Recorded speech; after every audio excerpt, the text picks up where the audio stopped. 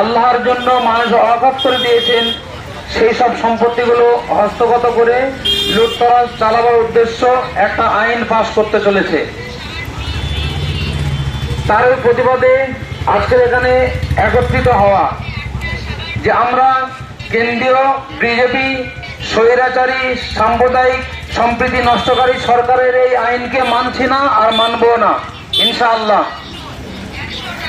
সেই সরকার যাতে এই আইন প্রত্যাহার করে তার ওই প্রতিবাদে আজকের ভারতবর্ষের সমস্ত জায়গায় এরকম ধরনের প্রতিবাদ সভা অনুষ্ঠিত হচ্ছে। যেমন দিল্লির যন্তর মন্তর থেকে শুরু করে আমাদের দেশের সমস্ত ব্লকে এই প্রতিবাদ হচ্ছে।